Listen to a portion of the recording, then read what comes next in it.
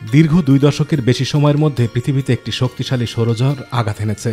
এর ফলে তাসমানিয়া থেকে শুরু করে যুক্তরাজ্যের আকাশে আকর্ষণীয় মহাকাশীয় আলো দেখা দিয়েছে। বিরল এই সৌরঝড়ের কারণে বিভিন্ন উপগ্রহ ও বৈদ্যুতিক গ্রিডের কার্যক্রম বিঘ্ন ঘটতে পারে বলে আশঙ্কা করা হচ্ছে। যুক্তরাষ্ট্রের ন্যাশনাল ওশেনিক অ্যান্ড অ্যাটমসফিয়ারিক অ্যাডমিনিস্ট্রেশনের স্পেস ওয়েদার প্রেডিকশন সেন্টারের মতে শুক্রবার বাংলাদেশ সময় রাত 10টার পর বেশ কয়েকটি করোনাল ম্যাস ইজেকশনের মতো ঘটনা ঘটেছে। সূর্য থেকে প্লাজমা এবং চৌম্বকক্ষেত্র বেরিয়ে আসার ঘটনাকে সিএমই বলা হয়। পরে এটি মারাত্মক ভূচৌম্বকীয় ঝড়ে পরিণত হয়। এর আগে 2003 সালের অক্টোবরে তথাকথিত হ্যালোইন স্টর্মসের পর এ ধরনের ঘটনা এটিই প্রথম। ওই সময়ের সৌরঝড়ে সুইডেনের ব্ল্যাকআউট এবং দক্ষিণ আফ্রিকায় বিদ্যুৎ অবকাঠামো ক্ষতিগ্রস্ত হয়েছিল।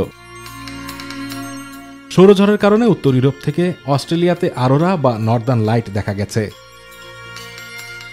আমেরিকান মহাকাশ গবেষণা সংস্থা নাসার রিপোর্ট অনুযায়ী সূর্য তার 11 বছরের দীর্ঘ সৌরচক্র অতিক্রম করেছে। এই কারণে করোনাল ম্যাস ইজেকশন এবং সৌরশিখা ঘটেছে, যা 2025 পর্যন্ত চলবে। সৌরঝড়ের কারণে স্যাটেলাইট শর্ট সার্কিট হয়, পাওয়ার গ্রিডও হয় ক্ষতিগ্রস্ত।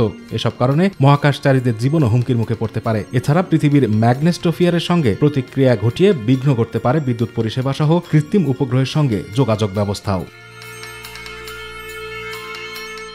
আতিকুর রহমান তিতাস, মাই টিভি।